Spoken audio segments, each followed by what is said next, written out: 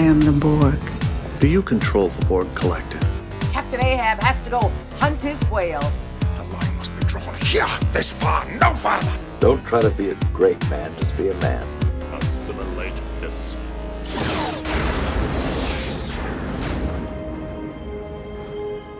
You heard it up top. We are trekking once again through the stars, as we are wont to do, as we talk, can you believe this?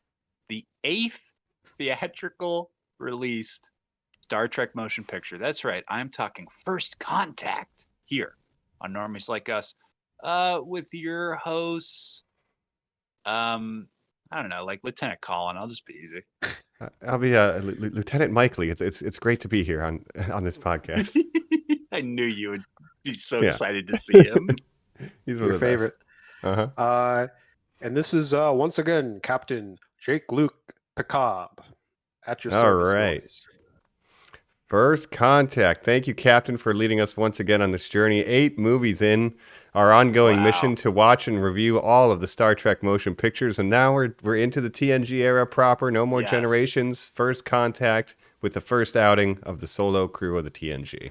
Yes, That's no more right. bridges. We have left our original crew behind. We did so many films with them. And continuing our journey just to talk normies as you've listened along, but we've gone through those films. We took a break and did Galaxy Quest. We came back. We did this sort of bridging film that we talked about last time, Generations, and now here we are, TNG proper. Wow, what an adventure. Wow. Truly What an a adventure. trek through the What stars. a trek. You guys are like on some kind of trek through the stars. Maybe Now- we'll talk about that character later in this one. Okay, I'm That's very right. excited. I do want to ask though, has a moment like that ever been said in a Star Trek series? Because obviously you guys are Well- more the gurus here. You know TNG more. I have a lot of TNG based questions this time, but I got to know if they've ever literally said out loud, "What is this? Some kind of Star Trek?" Yeah. I would answer that, but it may be coming up later on the quiz, so I'm going to keep it I don't know the ambiguous. answer. Yeah, Wow. so I'm gonna have to guess. So yeah, Exciting. we'll have to see about that. Yeah, we're here. First Contact. This movie got to go through kind of the history with it, I guess. Jacob is kind of the captain of this endeavor. What's your history of That's Star right. Trek First Contact? This is probably the one that I first remember like seeing trailers and like it being in theaters. This was in, obviously came out in 1996. I was only 6 at that time, but so maybe I don't remember it in theaters, but I do remember it just being, I guess in the 2000s, like being on TV or what have you, but it was just in my consciousness in a way that Generations wasn't. Yeah. What about you guys?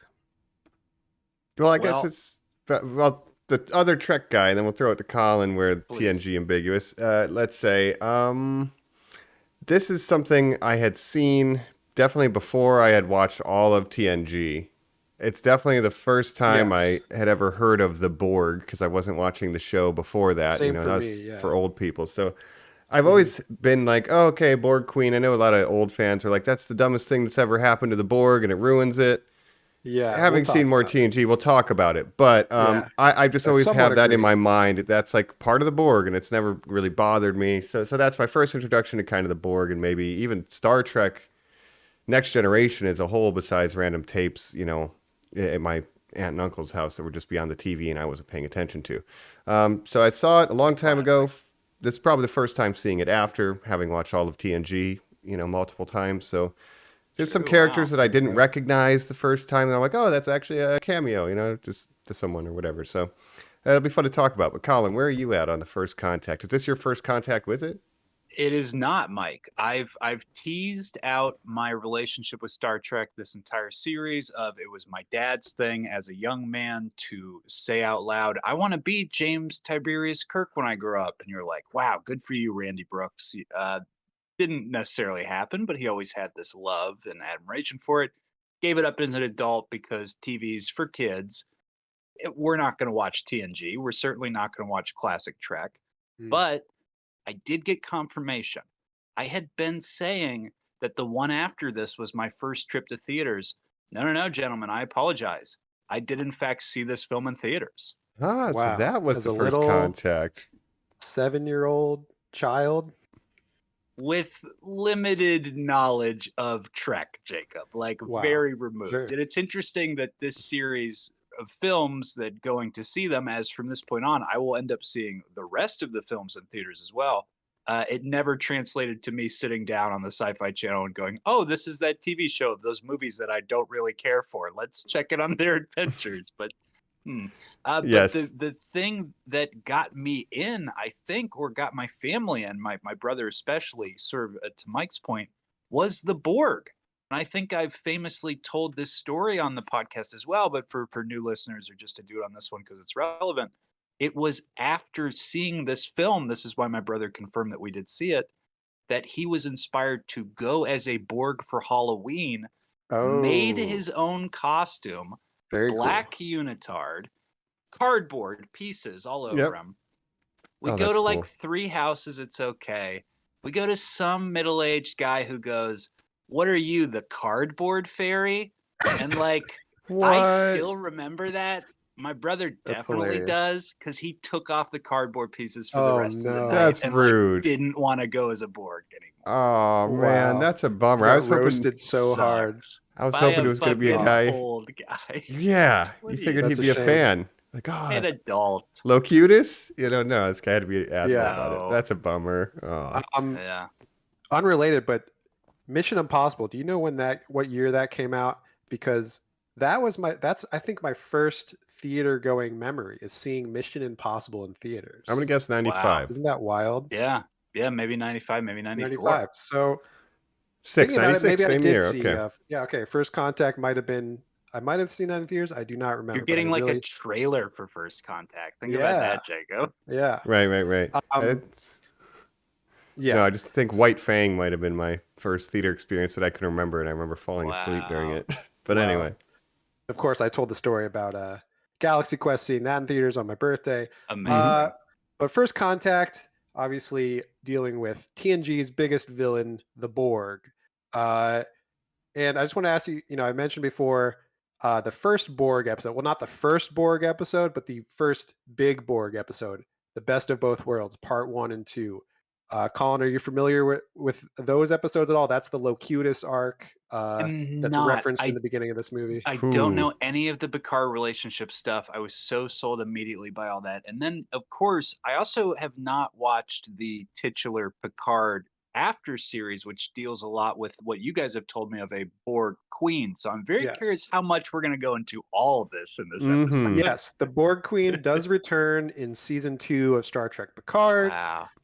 That's a whole thing. 7 of 9 has more to do in that. There's Borg stuff happening, a Yes. lot of Picard related media, yes. And Voyager, which was, so we'll talk about, 96 First Contact came out. This is the height of 90s Star Trek. You had DS9 in its 5th season at this time, Voyager in its 2nd season. And Voyager would go on to deal really a lot with the Borg because they're in the Delta Quadrant. They're lost in space in the Delta Quadrant. They get 7 of 9, a very popular character that comes into the show in the 4th season, who is a former Borg that was rescued. And they're traveling through Borg space in that show. So it deals a lot. You see the Borg Queen again. They have a couple 2-parters that are Wow. big Borg episodes. And they reuse a lot of the sets and costumes and stuff from this movie. Wow. Yeah. Because they were always limited by TV budget with the Next Generation Borg, where they were like, they're pretty cool, but we can't do a movie scale kind of thing. But I mentioned Best of Both Worlds, Part 1 and 2 last month as my favorite Star Trek movie or TNG movie. Mhm. And I would recommend to any normies to watch that before watching First Contact, because I think it's a really good kind of parallels. It's like a primer almost, too. Yeah. Prequel movie. I Yeah. mean, they reference it a lot in this movie, and that's obviously where Picard is captured by the Borg, turned into Locutus of Borg, their spokesperson. There's a big battle called Wolf 359. It has huge ramifications in the Star Trek canon, in the universe. Yeah, It affects Cisco directly. It's a lot of stuff going on with Yeah. Locutus in this. So. but that's where Without Picard's Locutus. coming from, where he understands the Borg like no other humans can, because he was a former Borg that was rescued. So he's gone through that whole, he has PTSD from it and everything. It's a huge event in his life, right? And that's Mhm. why the Borg are so personal to him, and why he takes everything with the Borg so personally. Yeah, so that's definitely a good way to set up kind of where this movie is starting. It's wrestling with these issues and stuff. So not to bore you with our preamble too much, but I say let's jump right into it. Let's do And we'll it. talk, a little bit of development, and then Star Trek First Contact right after this on Normies Like Us. Make it so. We're back here on Normies Like Us. We're about to invent warp technology. That's right, because we are going back in time to talk about this movie, First Contact. But in order to do that, we have to talk about, again, going back into a different bit of time about before this movie was made. That's how we got there. That's right. Well, if you remember last month, Star Trek Generations was the bridge between the original series and the Next Generation. This, of course, is the first movie with no original series characters, all the Next Generation. And so they're like, okay, who are we going to get to direct this thing? Who are we going to get to write it? Well, to write it, they got Ronald D. Moore and Brandon Braga, again, who wrote Generations, wrote on a bunch of Star Trek shows. And to direct this time, they're like, you know what? Let's do the original series, Shatner and Nimoy. Let's get Jonathan Frakes himself, William Riker, number one, to direct this. And up to this point, he had directed already multiple episodes of TNG. He did some episodes of DS9. He did episodes of Voyager. He would go on to do episodes of Enterprise, Discovery, Star Trek Picard, The Orville. And in 2023, he is going to be directing an episode of Strange New Worlds. So he's literally directed like every Star Trek that's ever existed Since his time, since he was able to. Yeah, that is wild. He knows Star Trek. He's a recurring character on Lower Decks, and I believe, Jacob, he's specifically directing these Strange New Worlds episodes that will cross over with Lower Decks, which to me, again, is him being like, great. And of course, I've done all Star Trek. Yes, yeah. I must say, I did catch up on Lower Decks, and you are right, Colin. It is fantastic Trek. It's not just like dumb cartoon. It's got great like in-universe world building. It's funny. It's great. But it's great to see Riker directing. But go ahead.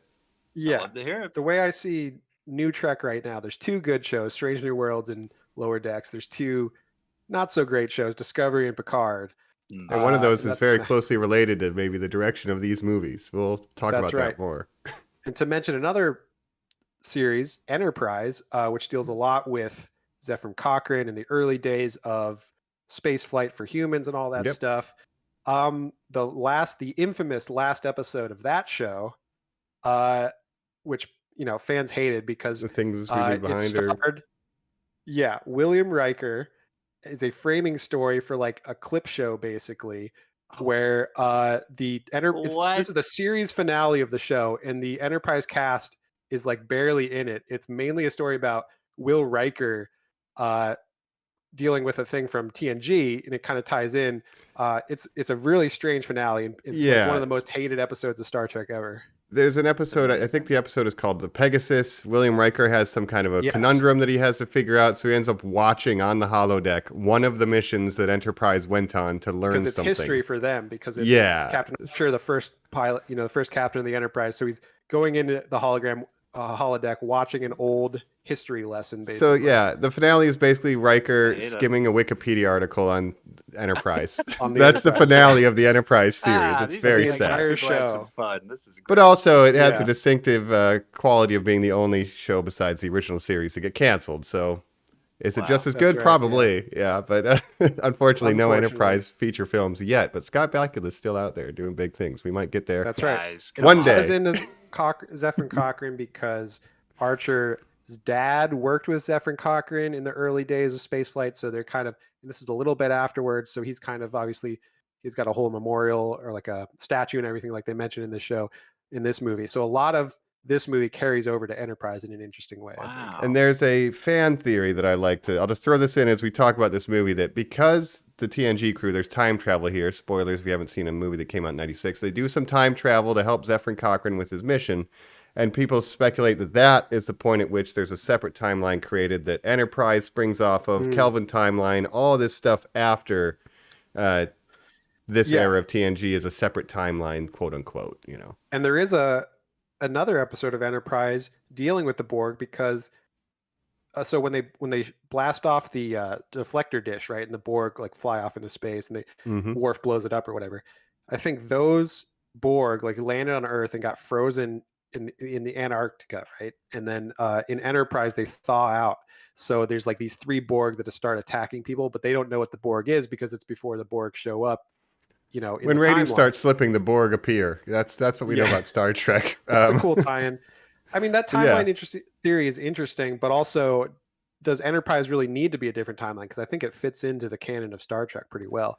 The Kelvin stuff is different, obviously. It's just, what is the photograph? Does it have Riker and LaForge in it with Cochrane? Right. Oh, that's the only thing. Yeah. But either way, this is a fascinating little piece of Star Trek. And I do think First Contact, regardless of prime timeline or not, or whatever it changes, on its own, it's fairly fun, I think, overall. Absolutely. Not perfect, but yeah. So, Jonathan Frakes directed this movie, following in the footsteps of Shatner and Nimoy as an actor turned director. And they wanted to go with him because he knew how to work, again, on a TV budget and a TV schedule where he's like, you know what, we can get in, we can get out, make it for cheap. And but he also understood that it is a movie. And that's what I think a big strength of this movie is, that it is a movie, unlike Generations, which feels like a longer episode of the show. This feels like an actual movie with a 3-act structure and like rising stakes and all that stuff. So I think much more cinematic experience here. Wouldn't you agree? Yeah, I think compared to Generations, and we even ran into this with the original motion picture, where it was going to be a different series, so it definitely feels like a long episode, that kind of thing. So yeah, it's interesting to think about where we've come from, because obviously we've broken free of this curse of like every other film is regarded as bad, and they were dealing with the fact that this was a hit, and then they had to honor this guy who was mad at this person. All that is done. We have moved on to this, quote unquote, the next generation, where, Jacob, I would say that like the impressions, or kind of, I would just say like the regard amongst the fans of Star Trek, and I wonder if you guys would agree, is that like TNG really doesn't have very good movies. Well, I think this is the best TNG movie by far. And I would agree that the other 3 are not good. But there's a lot I do like about this one. And I think the even movies are good rule does hold up to this point. Because oh my God. About 2, 4, wow, and now 6 we're on 8. on the original series are good. Generations, not so good. This one, 8, is good. But also you have to say, well, Nemesis was 10. And do you think Nemesis is good? And it's maybe one of the worst movies ever made, as we talk about. But here's what I'm going to say, coming to it as sort of how Mike did, of like not having watched this in a long time, and certainly knowing nothing about Star Trek the previous times I had watched it. I got to say, Jacob, I agree. Watching it this time, I was like, yo, this movie's fun as heck. What don't people like about this? I'm having a really good time. It's really cool. I like everybody involved, but I disagree with you in that it doesn't feel like the episode thing, or the trap of it feeling like this protracted, just TV. You could have done it there. I think when this movie starts to feel bad is that it kind of loses steam, and I get bored kind of by the end.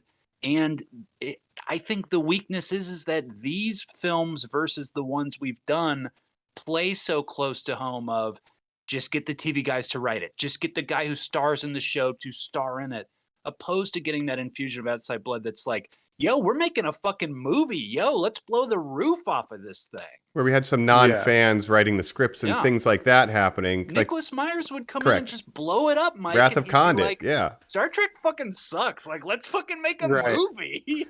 Well, I think that's kind of I would almost compare Jonathan Frakes to Nicholas Myers, because I think Nicholas Myers is the first person to understand that you can't just make it like TV. I think Jonathan Frakes came from a TV perspective, but also he kind of bridged the gap where he's like, we're going to make it a movie, but obviously coming from a TV perspective. And I think he understood how to make it a movie, which is why I think this one stands above all the other Next Generation movies. I think the general consensus is this one is pretty well liked, at least compared to the other 3. I think they came to the boardroom to Jonathan Frakes and said, we're going to direct this like a TV show. He said, you're wrong. That's false. That is not true, That's right. Like, that old... Yeah. Mike, any first thoughts on this? Having not seen it in a while? Kind of just you texted us pretty excitedly. I'll say that. I think it has some really interesting, similar to maybe the Ant-Man thing. It's better than that, but it has some of the highest highs for, I think, the Picard character's arc. There's some really strong scenes in this, but I have to preface it with saying movie Picard is not the same as TV show Picard. Action man. Totally. I think there's two different things, yeah, and I believe that the Picard show is more in line with movie Picard than TV show Picard. Yes. And I feel that's the timeline and tone. And we can get into it, but Right. Stewart wanted to have more action in this. Jacob, if you can expound upon that. Well, that's what's crazy is that movie Picard was closer to how Patrick Stewart wanted the character to be portrayed to begin with. He was always saying he should do more action. He should have a love interest. Basically, no one fans likes that about him because he's not Kirk, but he was trying to make him more like Kirk all the time. And especially in this movie, a big thing in this movie is that so the Riker and the people on the ground working with Zephyr and Cochrane, that's one story, and then the other story is Picard and Worf Borg invasion in the ship, fighting the Borg. Originally, Riker was going to be on the ship fighting the Borg, and Picard was going to be on the ground helping Zephyr and Cochrane. And Patrick Stewart was like, let's switch that so I can have more action, and also I have a personal relationship with the Borg, so it just makes more sense. Yeah. And they agreed with him. He also wanted, he was lobbying for a love interest and stuff, which they sort of gave him with the Alfre Woodard character, but still not really a love interest. But we'll get to that next movie because he finally gets his way in Insurrection. But yeah, he's just constantly trying to make him more like Kirk.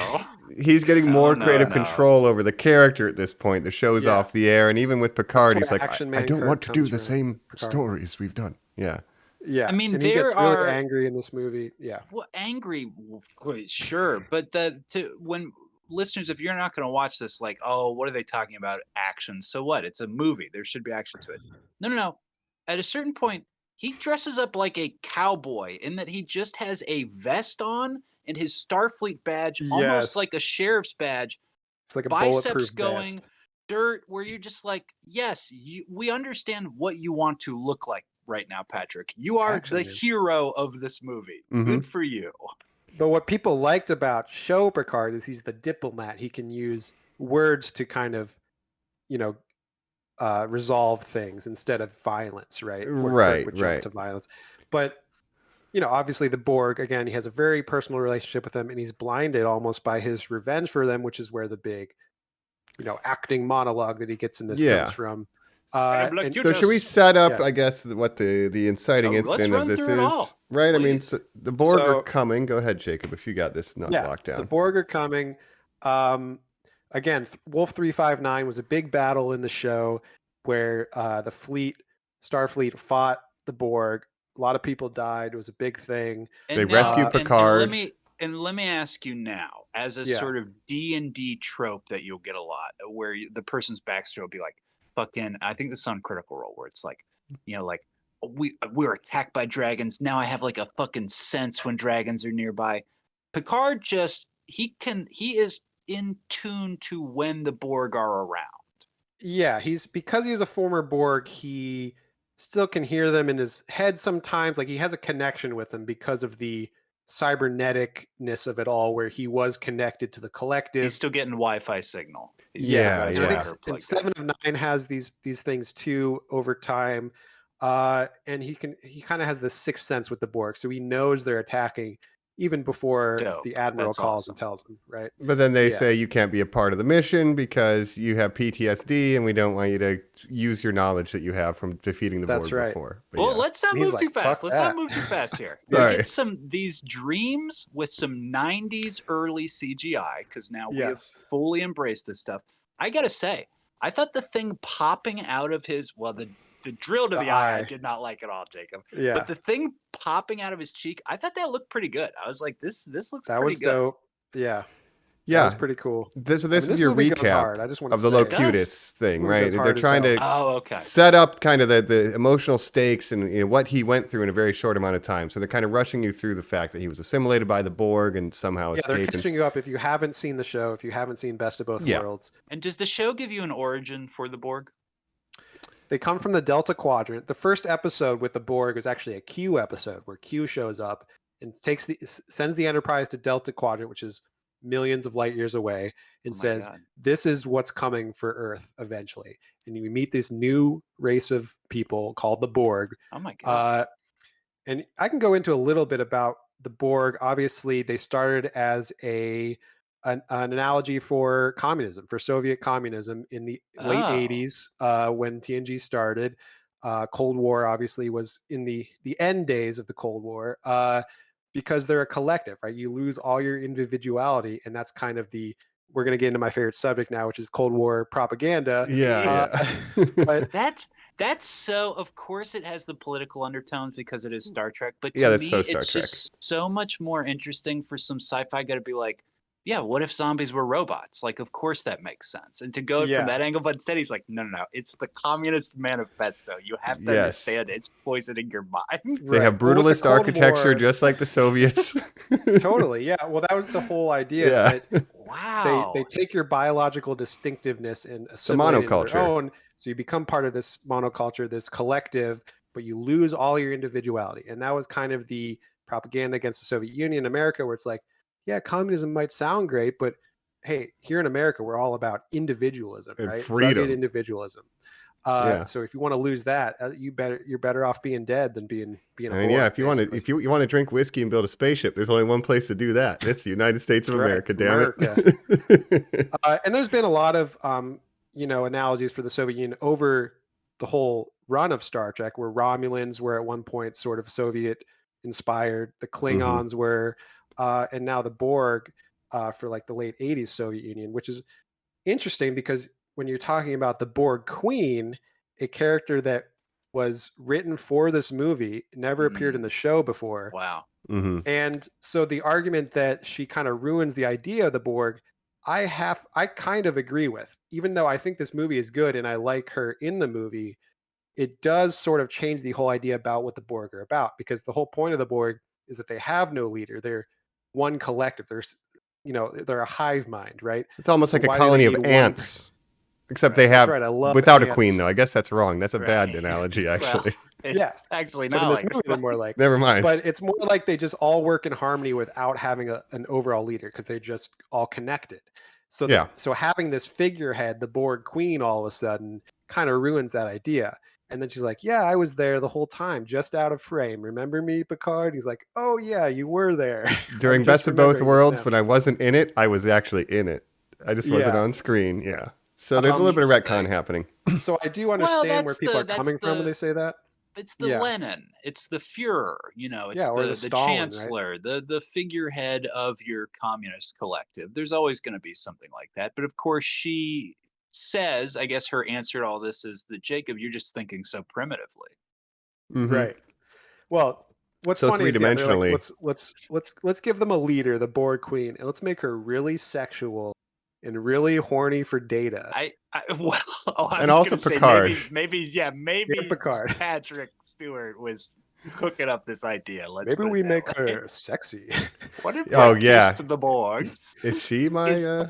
Kissed all the Borg? What do you mean by that? But I think her scenes with Data, though, I do really like, where she's like putting human skin on Data, making it, because like his whole thing is He's he wants to reverse become more Borging. human. Yeah.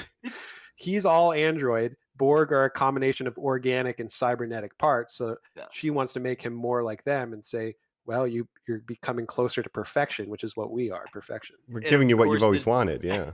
The Yeah. distinction being androids are automatons or robots that are lifelike and human-like. And of course, he says, my aspirations are to be more human-like.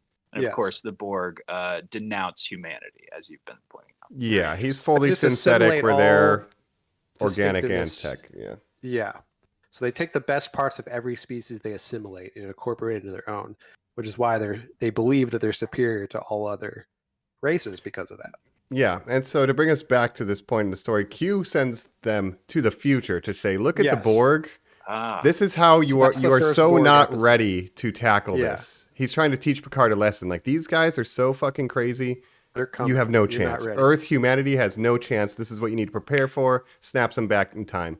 But now we have the Borg coming to Earth, and they want to go back in time to stop us from getting warp technology. And then that's where we get our time travel. They're trying to sabotage both Zephyr and Cochrane and board the Enterprise, and that's kind of where we get our two main storylines for this. That's right. They say the Borg have this plan. They're like, if we go back in time, right before humans develop the warp drive capabilities, we can assimilate the planet then, and then in the future, it'll be a planet full of Borg.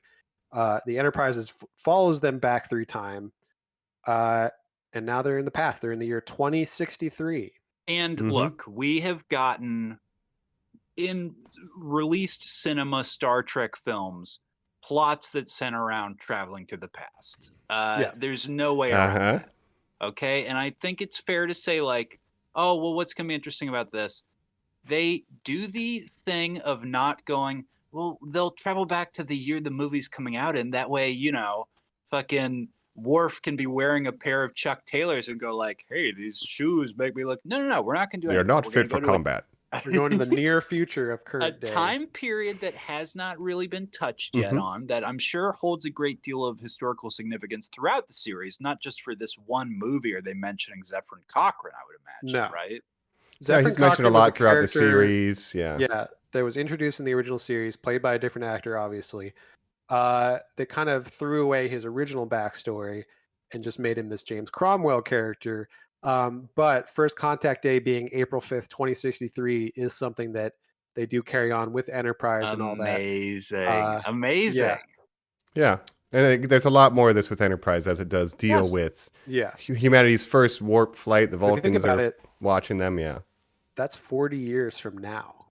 And it was like 60 years from when the movie came out. Elon Musk will shake the Vulcan hand. Yeah. Let's say he's probably 40 years old after in this movie, I would imagine. He might be born like this year, basically.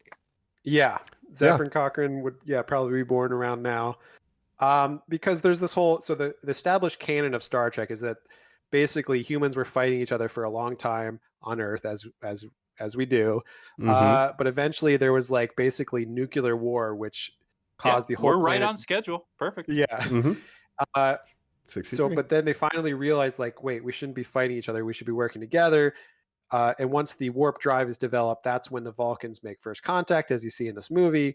And that's something that's carried on to the Federation, where once a civilization reaches warp capability, that's when you make first contact and they can enter the galactic community, if you will. We saw that in Strange New Worlds pilot and all. And then you have Lower Decks doing second contact, where they're trying to get them up to speed with the regulations after they've kind of introduced them. Yeah, exactly.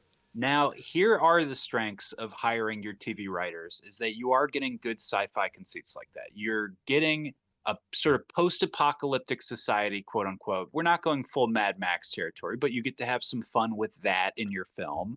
You know, you get wear like crazy coats, and Picard gets to put on a dirty jacket is literally what I was about to mime. Yeah, I got my tattered shirt right here. You know. Yeah, like so you get fun costumes. Wearing a weird fur coat and like a weird hat, cool hat, tie and stuff. Yeah, you get 2060s fashion. You know, amazing. You get robot zombies, like I said. You get shuttle construction montages and sort of payoffs and stuff, and you get good conceits where like. I can be on the couch and hear Data say like, or another character say like, well, if they've gone back in time and destroyed the Earth already, why isn't our ship affected?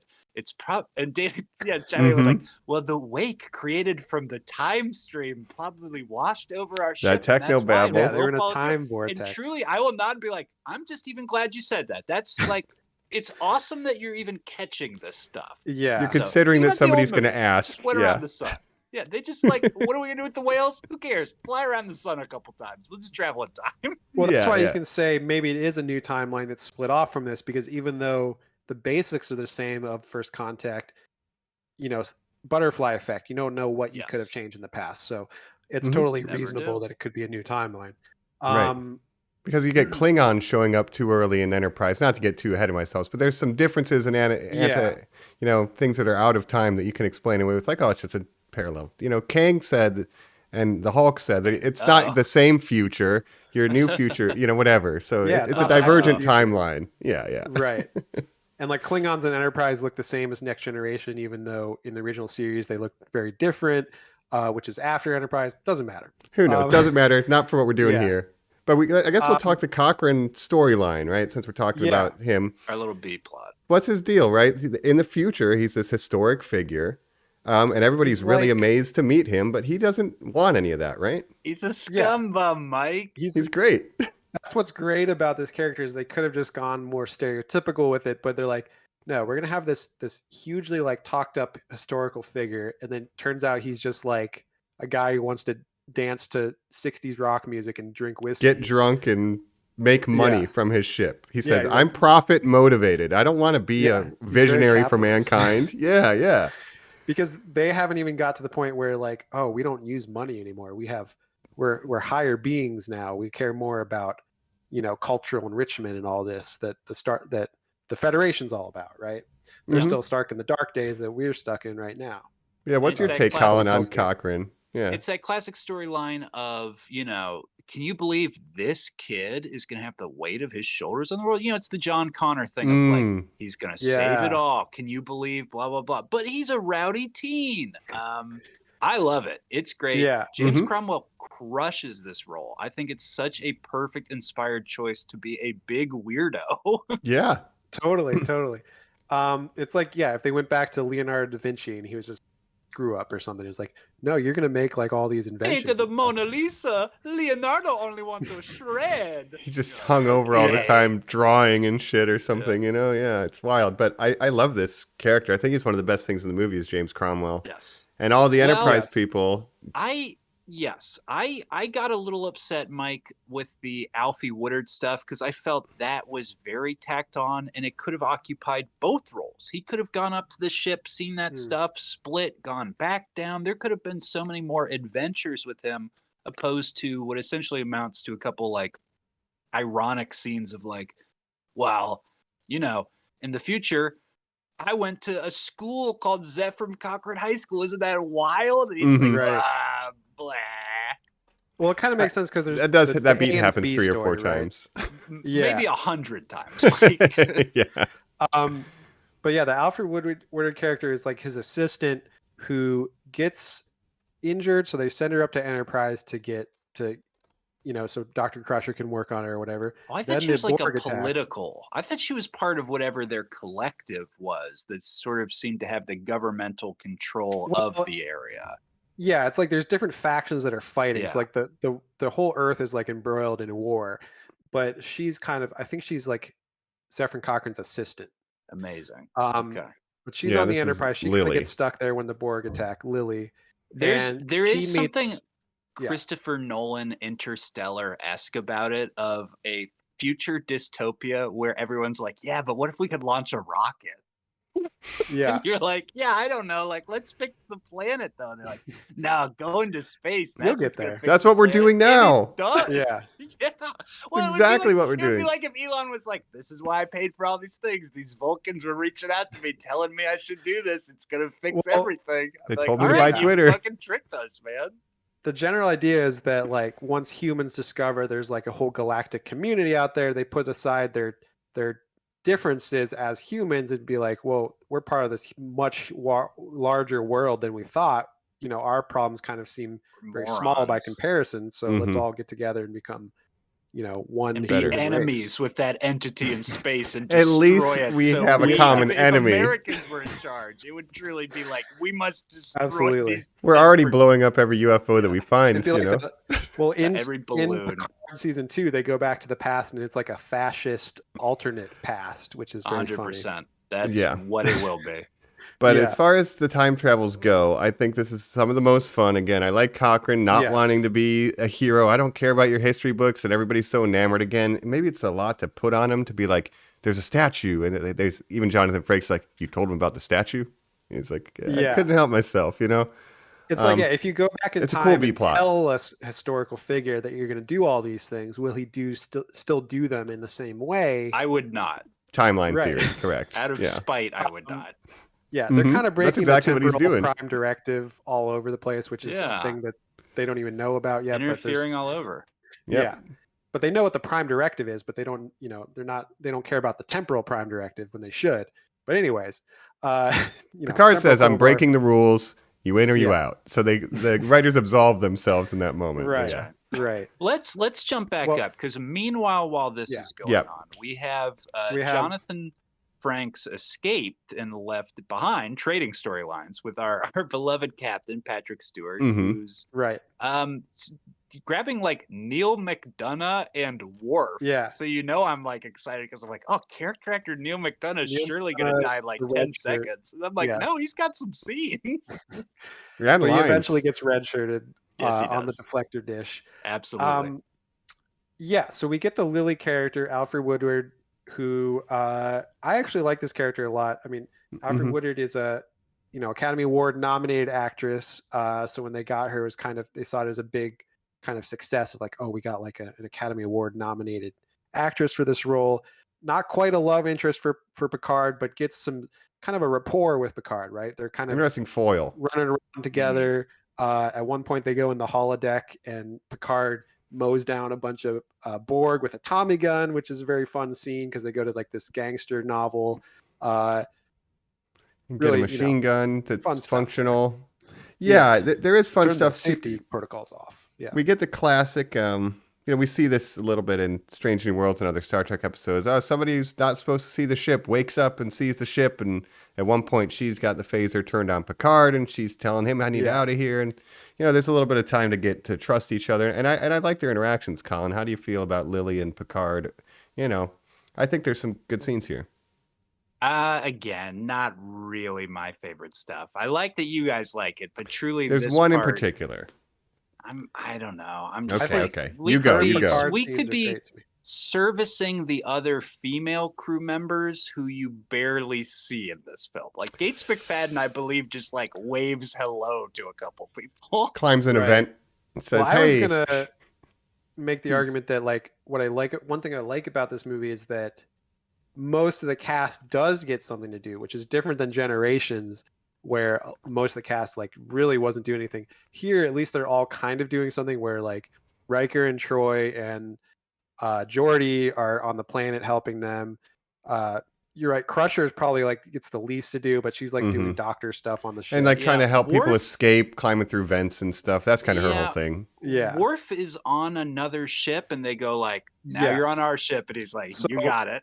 Yeah. Worf, really, if you're really not the aware, laziest, let's get our crew back together. But yes, please tell me, because I'm not. But not quite as lazy as you might think. Yeah. Worf at this point was a series regular on DS9, starting in season 4.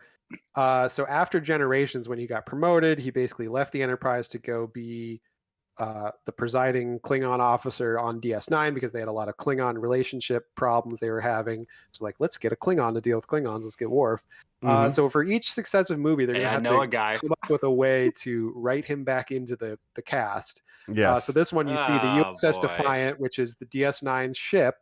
That was made to fight the Borg, and you see it fighting the Borg in the beginning. We get little Adam Scott. So it makes sense that they call it. That's right. Yeah, little Adam Scott. Having a little party down on the ship, of course. Yeah. Oh, by the way, so Adam Scott, like you said, appears on the bridge of the Defiant. Another one of his first movie roles we talked about on this podcast, Hellraiser Bloodlines. Yeah. It came out in 1996. They were his second and third film role. Wow. Fucking surprised me. That's wild. That's right. Bloodlines. Adam Scott. Yeah. So they save the crew of the Defiant. They're in the sickbay or whatever, and they're like, "Oh, one person wanted to say hello, and it's Worf, right?" So Worf's back. The audience, you can hear, they pipe into the soundtrack, a live studio audience. Yeah, it's such a weird sound edit. Yeah. He does a Kramer pause for applause. He's like, yeah. And for some reason, Worf was on the Defiant, but Dax and Bashir and no. the rest of them were doing something else. The greatest threat to humanity is near Earth, but I will stay on Deep Space Nine. Worf, you go. Yeah. Cisco, who knows what he's doing at this point? I can see Worf making an impassioned plea. I am a great warrior. I will do this. I grew up on Earth. I was adopted by humans. It is my duty. And Cisco's like, if you think you can, I need to be a god anyway. Bye. I am a space god. So It's just funny because, like, why would Worf be on the ship but no one else? Like, every time they use the ship in the show, that like all the crew, like Dax is there as the science officer and everything. And I don't even know if they're married at this point. They could be. This would have been season 5, so they probably they're kind of building that relationship. I think they get married in season 6. Spoiler alert. Worf Spoiler gets alert. married to somebody in Deep And Space then Nine. Dax But anywho. dies. Jadzia Dax. Well, let me just say this. Takes a Ooh, this is lot of crazy. the shock out of the films that he might live or die. Let's put it Oh, that yeah. way. But showing up with the Defiant, a ship designed specifically to fight the Borg, yeah, it makes sense. I don't know why nobody else from the crew is there. Obviously, budget, in the real world. But, I Right. like They're seeing on the Worf sick back. bay. You do remember how Cisco to got fire a knocked out. phaser, don't you? Yeah. Yeah. Dirty look. And him and Picard get some good scenes, and later Picard just goes off on him and is like, Mhm. "You're a coward," and Worf is like so mad. If you were Crazy. any other man, I would kill you where you stand. Yeah. Yeah, Just there's really good Never stuff calls there. a Klingon a Like, coward. What on earth? Why are you doing this? Right. Well, that's because Picard's it's- badass it's- now.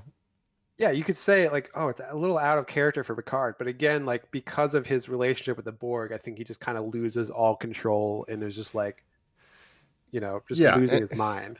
And if I can then bring up what I like about it, is like the whole time I'm watching this, I'm like, yo, this is like kind of out, like I said, out of character. Picard's like, if you see anybody assimilated, shoot him. And he just kills that Yeah. other guy and his crew. It's like, you survived. And you've Yeah, seen, you were literally captured I by the had Borg that and question. we rescued. know of 7 of 9 that he had Hugh. There's Right. other Borg that have been de-assimilated, Yeah. successfully. They address that in this movie where And then they Lily address is it. like, Correct. That's why it "Hey, works.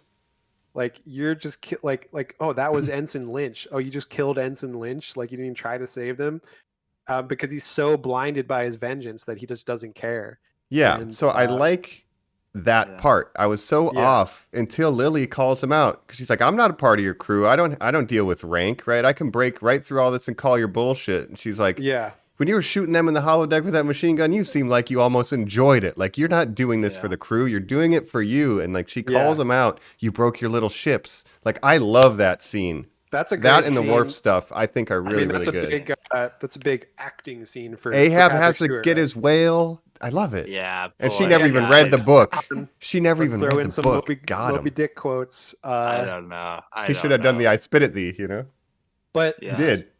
I like it because Picard is actually wrong here. Like everyone is like, no one wants Mhm. to tell him that he's wrong because he's the captain, except Lily, who's not part of the crew, can be like, your whole crew thinks it's like suicide what you're doing, and basically talks him down. And he's like, oh, you're right. And then they're going to destruct the Enterprise, right? Enterprise E.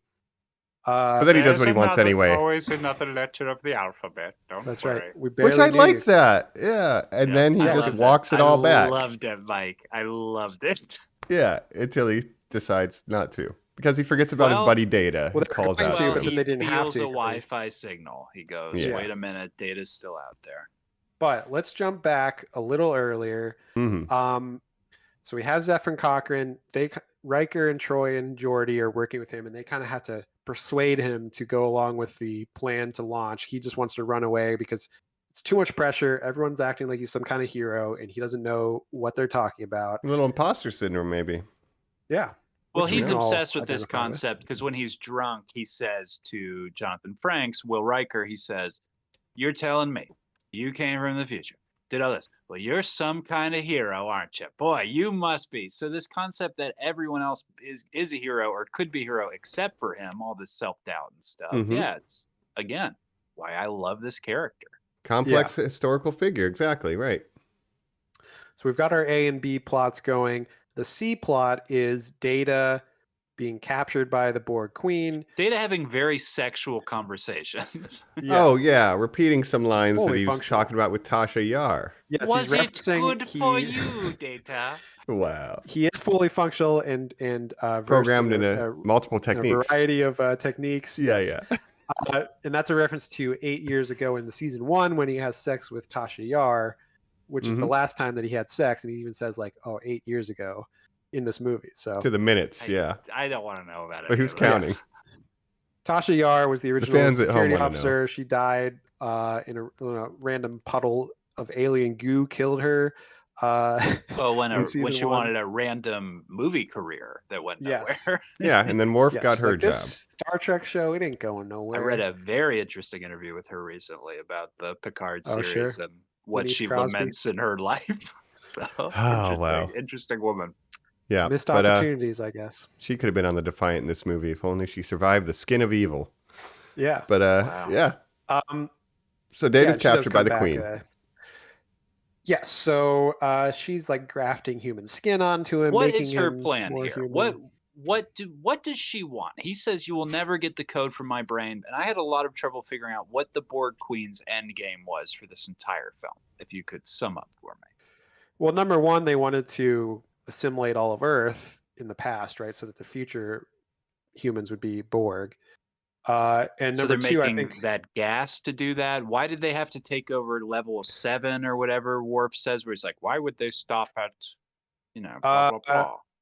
that I don't know. Well, Some of that is the less Do they well written. answer it? It feels like the movie does not answer a couple things. Well, the they reason set they're on up. the Enterprise, so when they go back in the past in the beginning, they blow up the Borg ship that's in the past, but the Borg Yes. knew they were going to do that. So all the Borg from that ship go over to the Enterprise without the Beamed Enterprise over. realizing, and that's why they're on the Enterprise now. And they're kind of taking it over slowly. The Borg Queen, I think, has multiple kind of plans that she's working on, but her overall plan seems to be getting Picard back, getting Locutus back, and she's using Data as a For ploy what to reason? get. What does that She misses support, him. may She I misses ask? Daddy She misses him, Picard yeah. from when he was in the Okay. collective. Locutus Yeah. Borg. Okay. He's a little cutie. Yeah. Okay. It's a I 10 don't out of know. 10. Come on. Again, The The Borg Queen- motivations. This these is where are- we get some these issues with the scripting. scenes, Yes. like, are where Agree. I'm like, this wasn't in the start of part 3 of the episode called First Contract. Okay, maybe. There's issues with also the depiction of the Borg of like, though they won't attack us unless they see us as a threat. Well, there's 12 of us all with guns. And the only people no, that they could just stop lower your them are the guns. regular crew Yeah. members. Why would they not constantly be attacking everybody? So that's a little but weak. that's the thing that goes back to the show where like the individual drones like don't even notice you because they're so focused on what they're doing. They only notice you if you become a threat. That's Oh. true. So you can kind of just walk around among them as long as you're not attacking them. They won't notice you. But if your mission is to assimilate the whole ship, I would think you would be That like, hey, is- command so. line drones, everybody that's not Yeah. you, get them, right? But that's kind of a weakness of their like organizational structure as a species, right? Where if you were Yeah. trying to fuck with like one bee, that bee wouldn't really care because it's focused on like doing its, getting pollen for the hive or whatever. Yeah, you could just kind of do your own thing, just Or ignore it. ants, But if you want to use an ant analogy instead. I Yes. really love ants. and back to the Ant Queen, right? These have queens. I do have Yeah. questions. It's all the same structure, guys. What is her motivation? Because it's like you think she wants Picard to rejoin, and then when he's like, I'll join you, just blah blah blah blah blah, I'll join you, and then she's like, Yeah. I'm just fucking with you. I got Data already. I don't even want you to join me. And it's like, well, what But do she you wants want Picard then? and Data. Yeah, I mean, does the she? ultimate goal, Yeah. the ultimate goal of all the Borg is to assimilate the entire All of it. universe. Yeah. Right. But it's a So- little weirdly It must written. I'll give become you that. everything. Yeah. The Again, motivations are shoehorning this new character, the Borg Queen, into this movie, for in one way because it's a movie, it gives you a villain instead of just being a Which you need. collective, right? Which I Mhm. think is why they did it because they couldn't. You need someone to identify as the You antagonist. It cannot can't just just be a bunch punch of drones. 100 of these things and go, well, that one's got an antenna that's glowing. Punch that Yeah. one too. No, it needs to be personified, Jacob. Yeah. Right. So it makes sense for the movie, but it kind of ruins the original of the Borg being this faceless collective. There Uh, is some clever stuff with using Data. The synthetic man who wants to be human, right? Like there's some good Yeah. pathos there that they're attempting to get at. It can be a Totally. little That's hit why I and really miss. like the Data Borg Queen scenes. But yeah, they're going for because it. that is kind of Data's whole thing is that he's trying to become more human, and she's offering him the opportunity to have skin and have the sensation of touch and stuff like that, which he's never experienced before. The Yeah. cover of the DVD, or I guess the streaming window, I don't know how you say that anymore, Thumbnail maybe? is, I guess so, is a picture of Data with the half face. So obviously they were incredibly proud of that image. It's only in the film for, what would you guys say, about 5 minutes maybe total? Yeah. Yeah, right at the end, basically. yep. But I do like Data's arc in this better than in Generations, where they're just doing the Very emotion much. chip thing. And they Yeah. they mentioned that, and he turns it off. He's like, "This Borg stuff is too serious, Data. Turn off your emotion chip." And Yeah, he's like, I'm "All feeling right, done." anxiety But then she about turns it back on. So it's like, Yeah. okay. And that's kind of his he's Pinocchio. He wants to be a real boy more than anything. And he never She's will offering be, that 'cause to him. Yeah. So, Interesting. we get up to the climax of the movie. I wanted to talk about the holodeck scene again because holosuite scene. I think that's a great scene. Right. Where he's like, "Oh, wrong chapter." Blasts a bunch of Borg with the Tommy gun. That's really fun. And then we get the rocket taking off, timed with the Borg Queen trying to talking to Picard and everything. And maybe blowing up the ship, to which they sort of intersect, and he just says, Yes. "No, they're just here to wish you well. We'll keep going, Zephram." Yeah. Oh, So it all comes to a yeah. head where Patrick Stewart wants to fight. The rest of the crew is like, we got to get out the ship. We got to blow it up. Finally, they convince him to blow it up. They set the auto-destruct sequence. Then he's like, oh, Data is still here. I need to save Data. So he goes and saves Data. Data does this whole thing where he pretends like he's working with the Borg Queen, but really he was shooting can't past the rocket. assimilate him. Yeah. So it turns out She Data's told him to still blow good. up the Zephyrin Cochrane ship because they're on so he their shoots first some flight. torpedoes out because Zephyrin Cochrane needs to do the first flight so the Vulcans will see them, so they'll make first contact, so everything happens like it should. And so then they, kill the Borg Queen. The coolest image I think in the entire film is the CG skeleton. poison smoke looks cool, but the Borg skeletons, Jacob, Spinal cord. that have been melted away, the organic parts that just leave the techno husk, fucking like some Terminator rhyme, dude. Yeah, it's very yes, Terminator. it is. It's I love it.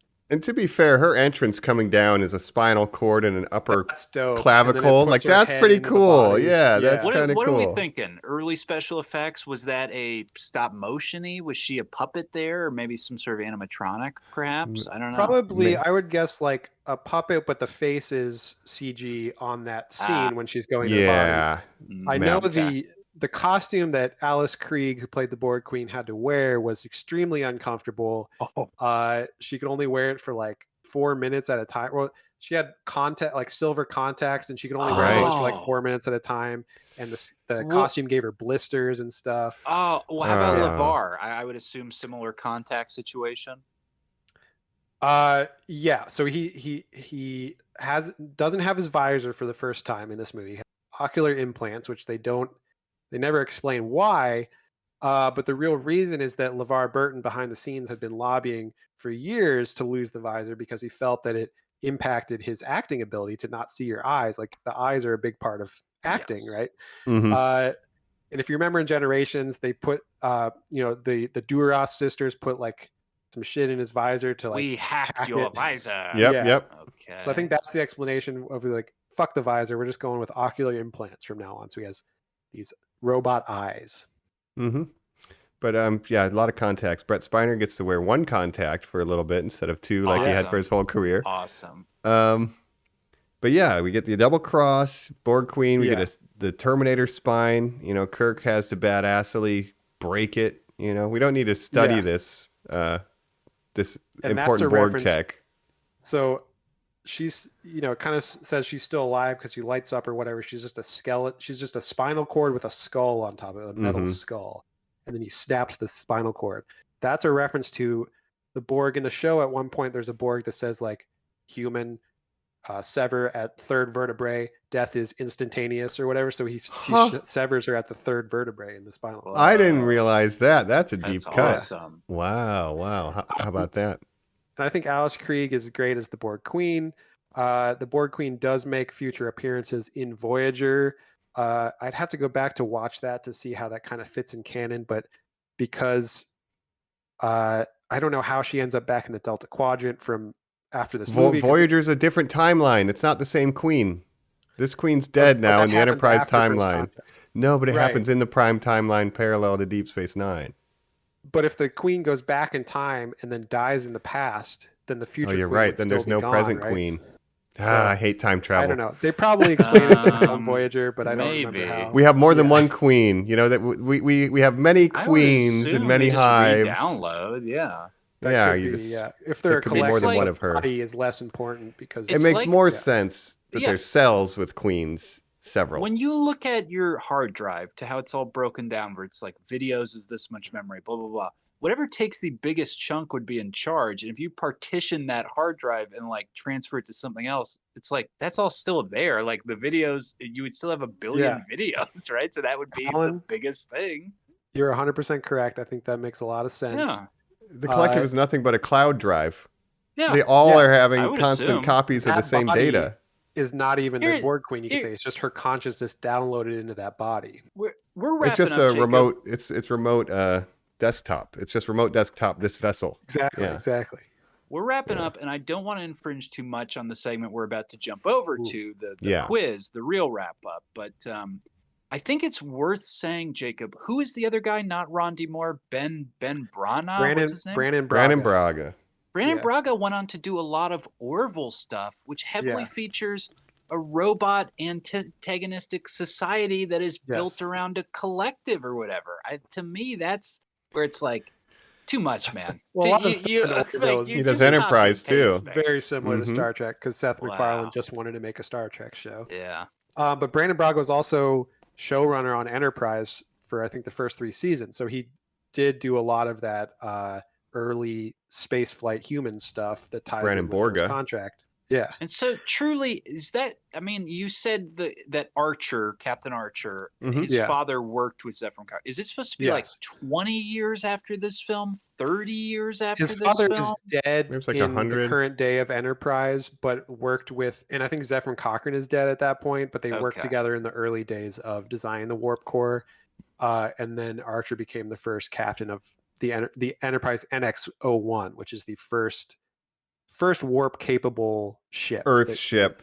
Yeah. Yeah. In- Not. It's that not he Federation named yet. Because No, it some predates guy the said to Federation. him as he was looking at a telescope, "That's our ship, the Enterprise." And he was like, "Oh well, when I make Yeah. our first Yeah. ship, we'll just call it the Enterprise." They say Um, Enterprise was 2151. So about 90 years Okay. after this, we have longer lifespan at this time Oh. period for humans, Yeah. roughly. So 90 So his dad years. was like in his Yeah. 20s in the 60s, so he was an old man and died. Yeah, yeah. Yeah, it makes sense. Yeah. Okay. Wow.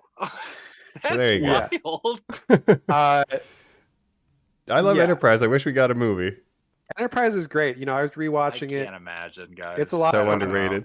And If you like it's boiler sad because suits, season 5 I don't know, guys.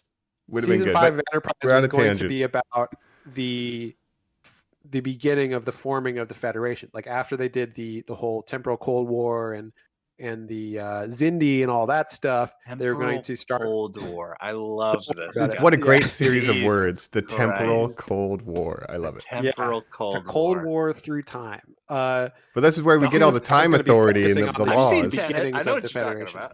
Yeah. Well, they're like, man, that Riker guy came through here and changed history. We got to like set up time rules. That's when they start sending the time police to Enterprise. Like, guys, Good. time travel is fucking Yes. crazy. Let's stop I'm it. And so the Federation, they have a prime directive where you don't meddle with other species. The temporal prime directive is you don't meddle in other time. The periods, TVA. which they- yeah. Right. It kind of Essentially- functions similar to the And- TVA in yeah. the show, really. Fascinating. And you guys don't have to say this, but I'm sure there's an in-canon excuse. But does it make sense, canon-wise, that what's his name, Will Wheaton is not Wesley Yes. is not Wes involved Yes. in any of these movies? that he's just- 100 At the Academy doing. No, some he's thing. not.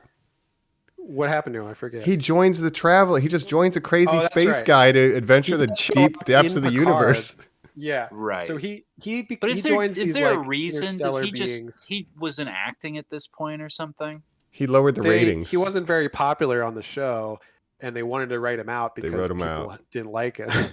But he was the whole Aw, thing. They that's built him up as sad. this like young genius character, where he's like this genius. He was like this child savant or whatever. He was just really good at everything. Yeah. And so then this interstellar being is like, you should join the Traveler.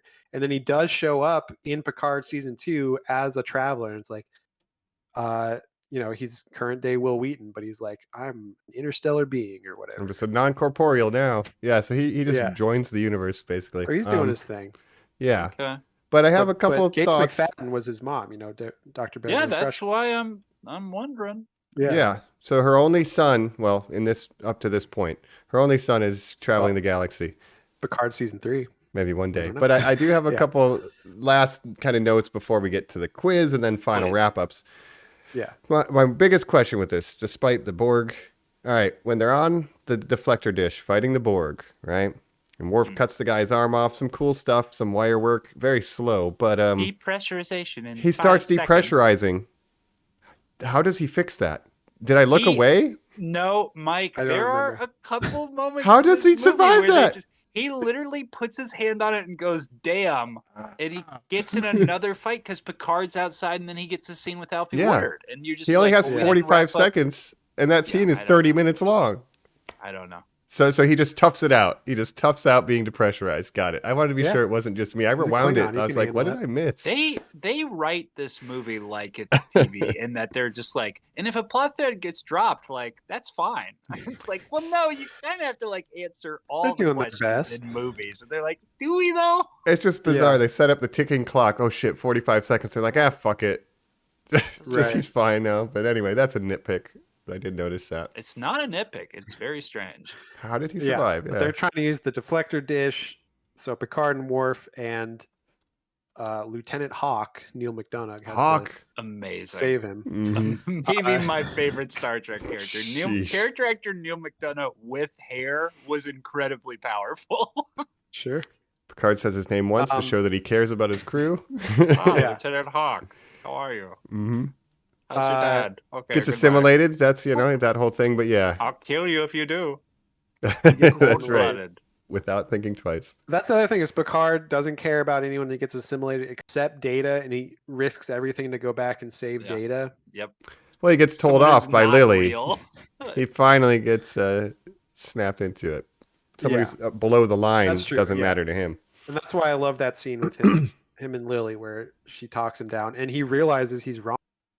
And that's like something that I feel like, Kirk wouldn't do is like, oh, I'm listening to someone else's perspective and I realize I am taking this too far, basically. Well, and literally, there's a moment later where it's like, and Worf, I'm sorry I called you a coward. And he's like, yeah, that was a mean thing to do. Yeah. And he's like, yeah, you're right, it was. Yeah. really, I- calling a You really Klingon a eat coward shit. to their face is like Yeah. you have a death wish at that point. Especially when you brokered Klingon peace, Picard. Like you are. Motherfucker. You- It's just so that's dirty. un-Picard-like. But again, No, but it's I just like that because he he's gets called blinded out. by his vengeance. Yeah. Well, And We like did have Wrath to of do Moby Khan, Dick twice.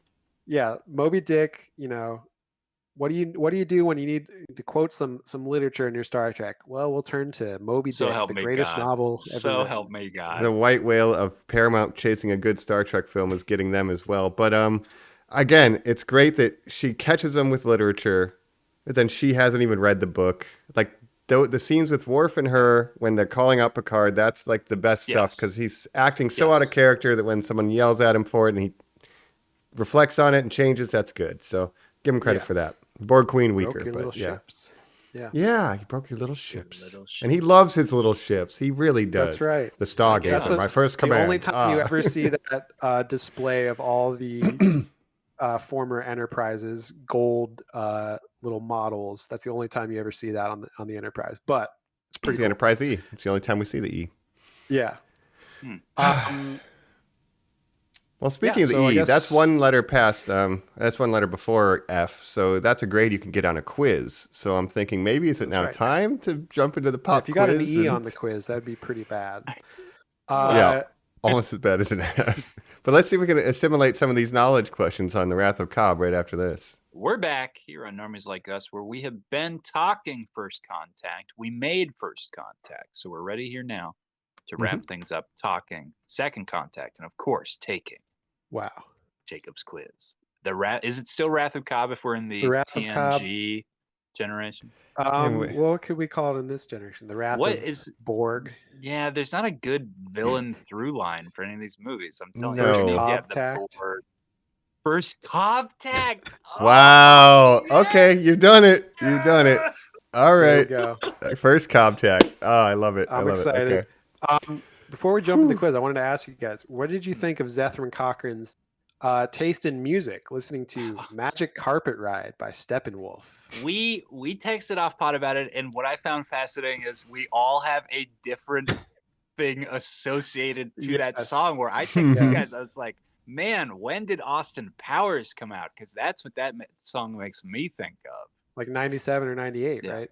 Yeah, right after this. Yeah, and I But remember Magic like Carpet Ride.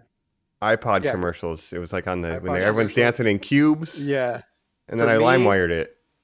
I had this NASCAR racing game. I mean, assimilated. I think on the GameCube Amazing. Mhm. that I barely remember, but that was like the song that would play when on the title screen when you turn the game on. So I always associate with this weird NASCAR racing game. A 1968 song.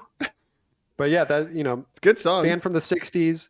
I call them a two-hit wonder because they had two hit songs that everyone knows: "Born to Be Wild" and Oh. "Magic Carpet Ride." Stepping. And then they Wow. went on to attack the Justice League, and the Snyder That's Cut. Yeah, That's right. All right, let's jump into First Contact. Magic Carpet Wow. Ride.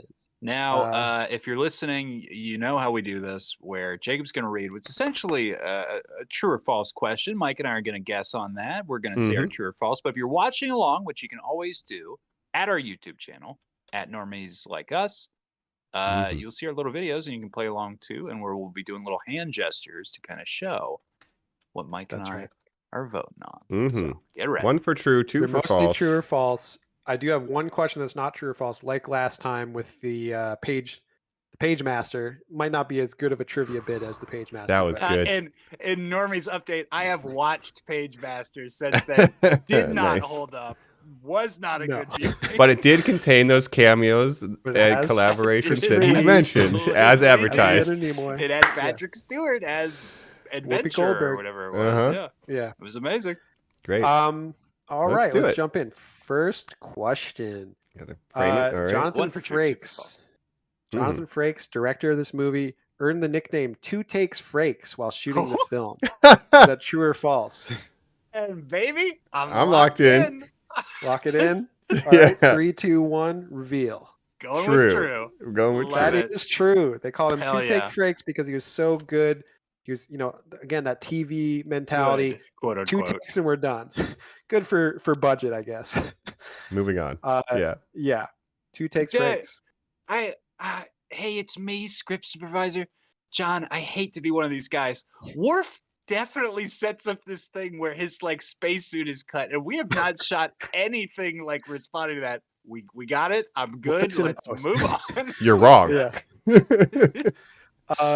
You're wrong. We made it up. That's all right, false. next question. Oh, we need him for this. Oh my God. We do. Oh. We do. Do your best number ones to answer. Yeah. All right. This movie was originally going to be called Star Trek Resurrection. Star Trek Resurrection. Let's just say another movie was announced that they're like, oh shit, we can't do that. But true or false? All right, I'm ready. I'm locked in. Lock them in. Let's see All it. right. 3, 2, 1, reveal. It's a I'll true. say true. That is true. They wanted to do, obviously, 20th Century Fox announced Alien Resurrection. So Star Trek was like, shit. That could have been a bonus. Other names they considered were Star Trek Borg, Star Trek Destinies, Star Trek Future Generations, and Star Trek Generations 2, which would have been a terrible name, but Because we didn't even get Wait, a Generations sequel 1. to Well, I guess, Generations. yeah, Generations 2. You're right. I want sorry. to ask you two, actually, since you are Star Trek gurus. I was thinking about this because I think First Contact is a great name. So we've had Final Frontier, right? First Contact. What are the other big Star Trek terms that they haven't put into a title yet that you guys? Prime Directive. Prime Directive. Prime Directive. That's That a would good be one. Star Trek Prime Directive. That would be really good. Paramount, that's Yeah. free. Use that. Yeah. That's What- the what- Strange New Worlds movie, dude. That would be Oh, fucking that is the tight. Strange New Oh, yeah. Worlds movie. Prime Directive. Do that, you guys. Jacob, can you think of Well, another Strange New term? Worlds, that's another Star Trek term that they turned into a title, Yes, right? yes, Yeah. yeah, absolutely, absolutely. Oh, I have Like another. Final I Frontier. got one. Deep Space Nine movie. The Rules of Acquisition. Yeah. It's a Ferengi angle. Ferengi. Well, I Featuring got one. episode. It's called Yeah, the Star Grand Trek Nagus. Mort. yes, Morn. Morn, that's what it is. Yeah, Vic Fontaine. Character that never talks. Star Trek Well, Fontaine. Vic Fontaine almost makes a cameo in this movie. We do get Well, some Deep Space Nine cameos, Actually, but Yeah, I didn't mention it, but number one, we have Robert Picardo, the emergency EMH. medical hologram, aka the Doctor in Voyager. Robert Picardo Oh. makes a cameo as a different version because basically, so in Voyager, he's a hologram. Oh. He's an emergency medical hologram, exactly what he sounds like. If the Doctor is busy or dead or something, he can step in and become a temporary doctor. So on Voyager, when they get sent to the Delta Quadrant, their doctor does die, so they need a doctor. Wow. So they keep him on, and he evolves into becoming more than what he was originally programmed as. Huh. He But gets this a whole version that we see in sentience this arc. movie- Am I Yeah. a human or property? That kind of thing. Yeah, But we this also see one- Robert Picardo play the scientist that invented that in Deep Space Nine. Kind of like a Uh, Noonien Sung thing, yeah. Yeah, Sure, that's good. But They this, pulled that he's trick just couple a- times. That's He's a interesting. standard issue medical but hologram the in other, this, so. the other cameo, Colin, it's sort of Vic Fontaigne-ish, is Ethan Phillips, who played Neelix in Voyager, makes an appearance in the holodeck when they go in the holodeck, but he's not playing Neelix. He's playing a human hologram. He's like the bouncer or whatever. He's They just a should have. guy. You know who that should have been? They should have cycled through a couple things, and I would have liked to see Moriarty be there. That would have been Yeah. cool. Oh, man. Get Moriarty. Yeah, just bring him in. Any holodeck regular Right. guests would Yep. be fun. But All right, let's get back to the quiz let's continue. here. You think the computer would recycle faces. It's not going to generate a million new ones. Well, Yeah. actually, Right. real quick, just because we were saying cameos, Mike, I don't think you did say, but Barclay does show up in this movie. That was the cameo Barclay you were excited about. Geeks out Reginald over, Barclay. he geeks out over Can I Cochrane as he just would. say, sir, Yeah. I just want to shake your hand. I know this is strange, and he's kind of nervous, and then, LaForge has to be like, Barclay, Reg, or whatever, maybe they're Yeah, friends Reg, now. come on. It's very brief, but it was good to see Barclay, because I mentioned in the last one he would be perfect for this whole, I want to go to the dream world and forget my problems Right. angle, so at least he shows up here. But I love the Robert Picardo cameo, Mhm. and you probably didn't even notice, Colin, the Ethan No. Phillips Neelix cameo. I didn't even Not at notice all. that one, but don't know who that is. I noticed how weird the shot was to prominently show. You ain't supposed to be in here, Jimmy. The nose, they don't even know you. I was like, okay, this Yeah. is a guy who's like saying a million lines. yeah, where's And then Jeffrey Jimmy the Combs? Come on. Nose Was Yeah. played by Donna's dad in That 70s Show. I only Yes. know that Yep. because I've been rewatching Oh, yeah. that Absolutely, on Peacock. absolutely. Bob Pinciotti. All All right. right, back to first. Let's get back to the quiz, though. Cobcact. That's So right. you guys are 2 for 2 so far. I can't Mhm. fool you guys more, apparently. All right, next question. George Clooney was almost cast as Zephyr Cochrane. True Ooh, or false? I'm George locked in. Clooney. Think about, Locked in. what was he doing in the 90s, a little bit before he broke out as a huge star. When the hell is Batman? 98. This is 96. Okay. Yeah. Mm, True or false? 3, 2, 1, reveal. True. yeah, false. We're on a split. That is false. I was throwing a little curve at you. Ah. It wasn't George Clooney, but Tom Hanks. Oh, They wanted Tom Hanks. Oh. Tom Hanks, Uh, a noted lover of Star Trek. That's very interesting. Yeah. So imagine Huh. Tom Hanks instead of James Cromwell in that role. I don't know. I don't know if They it would have needed worked as Tom well. Hanks in Deep Space Nine during the holosuite. There's no crying in baseball. He could have That's right. yet said that to Oh, that Cisco's would've son. been good, right? Yeah. Anyway, Yeah. next question. All right. Mike pulls away. Yeah, we got Pulls one away. out. Threw a little curveball at you there. Next question. Ridley Scott and John McTiernan both turned down offers to direct this movie. John McTiernan, who directed Die Hard. Ridley Scott, you know him. Alien, obviously. Blade Runner, many other movies. Okay. Think I'm ready. Ready? Mm-hmm. 3, 2, 1, reveal. I'm going Staying with with true. That is true. Okay. Wow. That is true. They wanted Ridley Scott or John McTiernan. Instead, they got 2 takes Frakes. The step down was to go. Now, Jacob, do you think at that point you're going, we're not going to get the big person we're going for. Let's just conserve this budget? I guess so, yeah. Yeah, because if you get especially Ridley Scott or something, if looking back, right, that name sells tickets. You get Sure. more money. Yeah. So if you're not going to get either of them, you might as well. And John McTiernan, he's not as big of a name, but people know Die Hard. And they're like, oh, John they got McTiernan the Die directed Hard It's guy? bona Predator. fide hit. Yeah. Yeah. At that time period, he's probably done got. sci-fi before. Right. Yeah. But Um, makes me feel bad for Frakes because I wanted to say false because I was hoping they were just like, you know what? You're a Star Trek guy. We love you. But no, you are Yeah. third choice. Well, obviously it worked out because he went on to do Insurrection next. And a bunch of Which we'll stuff, talk you know. about next month. Yeah. Other series and all that. Um, Good for him. All right. Ready. So the score is 3 to 4. 3 to 4, Mike. Next question. Oh, yes. We talked about this earlier. James Cromwell was the first actor in Star Trek history to actually utter the phrase Star Trek. Oh, all right. To utter the Okay. phrase Star Trek. Yes. Okay, so this He was says, my what is this, some question. kind of Star Trek or something? So we're You're in on the some middle sort of. trek through the stars. Yeah, but he actually just said, yeah, you're on a I- Star Trek. I am going to say, I'm ready. okay, yeah, I'm locked in. Lock it in. All All right. right. 3, 2, 1, reveal. False. I They said pulled false it too. Before. They come on. It is true. Someone. Because I said, just the phrase Star Trek, he's the only one to ever say it in that way.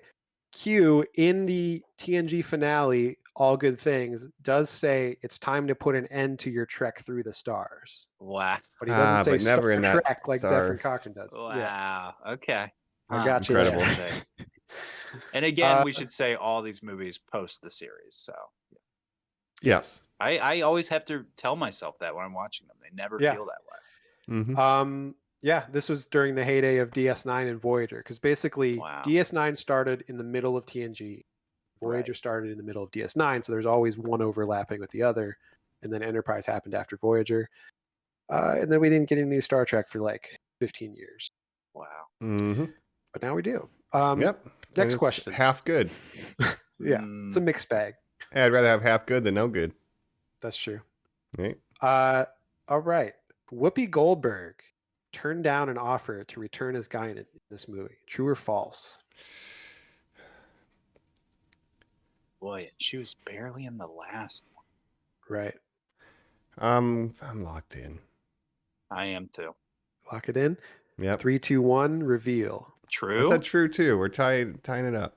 That was false. I got you again. Ah, She didn't she's turn down done. an offer. She just doesn't care at this They point. didn't- Yeah, they're well, not bringing her back. Oh, yeah, They right didn't after ask the her show. to come back for this Yeah. movie, and she even said, like, I was surprised because her character Guinan, the El-Orians were like genocided by the Borg. So she's like, how can you do a Borg story without me, Oh. Guinan? Okay. Yeah. Yes, you can. So Hold she- on. The listeners of the universe were killed by the Borg. Interesting. That's right, Malcolm McDowell. Dang. So yeah, she Nexus. wanted to come back, but they didn't ask her. That's rude. All right, I know, right? Whoopi Goldberg. Very Uh, strange. What if she got Next paid for question. Page Master? Yeah. Yeah. Don't worry, guys. Yeah, she's fine. Avery Brooks filmed a cameo as Captain Benjamin Sisko, but it was cut. True or false? Okay. Boy, I would like to find it regardless. So let's see. I'm ready. All right. 3, 2, 1, reveal. True. I went false. So depending on how this goes, it could tie it up. That is false. Ah, Okay, I'm too ahead. There was a rumor at the time that he was going to have a cameo in it, but it was not true. Interesting. He should yes. have. It's Should have. so. Do you think that the choice by Picard to put all of his power in his first film with Generations to go, well, we're not going to do a movie unless we get the original crew there. That was truly just to be tied to what started this whole thing. It's not a spread out. Like he never in his mind did it cross to be like, and then one of our movies will cross with DS9 and DS9 will do a movie that crosses with something else. Maybe down the line they had that idea, but Yeah. Diminished Picard returns. does appear in the pilot of DS9, and it's very Yeah. interesting because Sisko actually doesn't like Picard because going back to Wolf 359, the battle with the Borg, Sisko's wife was in that battle and died. So Sisko's wife was killed by the Borg. Sisko blames Picard for that because he was Locutus of Borg at that time. So he actually, it's a very interesting dynamic they have where they meet in the pilot of DS9, and like Sisko is like mean to him. Very She's like, confrontational towards Yeah. Picard, yeah. And Picard has to make this kind of forced apology where you can Yeah, tell he's Picard's like- pained from what he had to do as Oh. Locutus. Yeah. He's That actually facing the wasn't me. consequence. Do you know who Locutus was? I could show you a picture of him. He's No, it legally was distinct you. from me and I could not be held accountable. Technically, Yeah. you can't be mad. Ask my space lawyer. Yep. So it would have been wild to have Cisco in one of these movies. I would have liked it. He's one alas. of my favorite captains. Was not Yep. to be. Nope. I would have All loved a right. DS9 movie, but all right, Yep. next question. LeVar Burton lobbied for years to lose the visor. We That talked about we that, already yep. talked about. False. So, that was true. What? You know, you need the eyes. You need the eyes to emote, right? When does your soul? Mm-hmm. Okay, one more true false, and then one not true false that could be an extra credit or something Super like that. bonus. It's worth Yeah. 500 points. Gotcha. Mm-hmm. But I think what's the score currently? Mike's 6 to winning. 5. 6 to 6 4. to 5. 6 to 5. I got it. I'm ahead by 2. Yeah. All right. Okay, last true or false. All right. The USS Defiant, which was built for the sole purpose of fighting the Borg, appears in the beginning of this movie. But this was the only time it fights the Borg. It's shown fighting the Borg in Star Trek.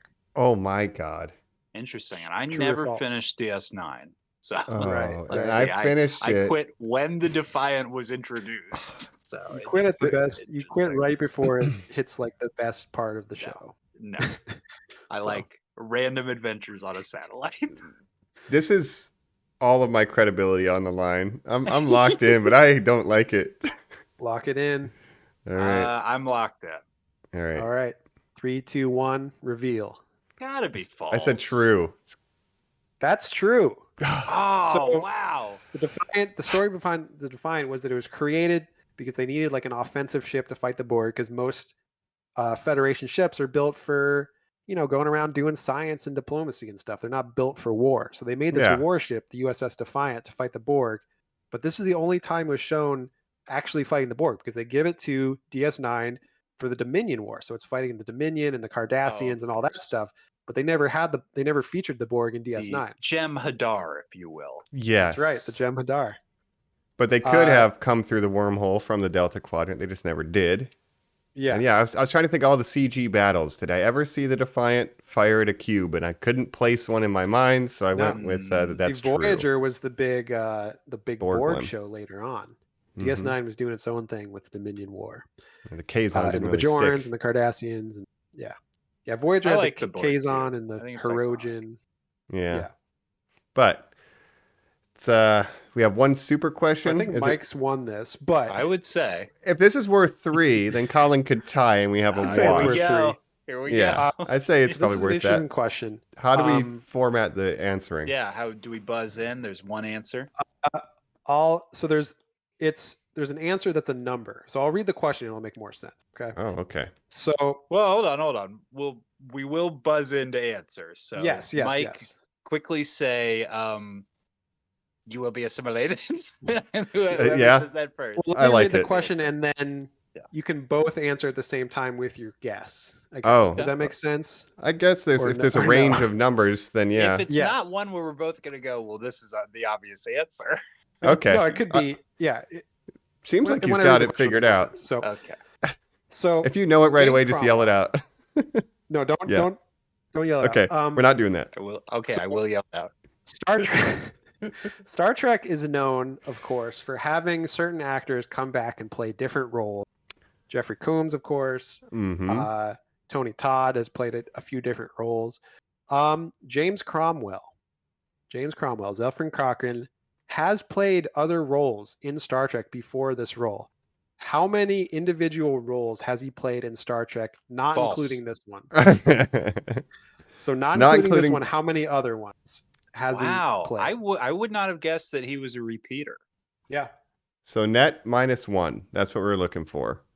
Or gross -1. Yes. Um, Or you can do it with this. I don't know. Whichever Yeah, makes do most total. Say how many total. sense. Okay, total including this one. got Yeah, it. Okay, including that's this fine. one. Okay. So you can both guess, and then I'll say which one's right. So I guess whoever gets closer to the correct answer wins the question. I'm Does that make gonna sense? say the correct answer, so I'm not All worried right. about it. When do we say the answer? I could write it down. Well, if you just both say it, I won't say which one's right beforehand, right? So we'll say he'll do a 3, 2, 1, and we'll say a number both at the same Sure. time. That works. It's the easiest way to do it. Yeah. Absolutely. Are you ready? Mm-hmm. I'm ready. All right.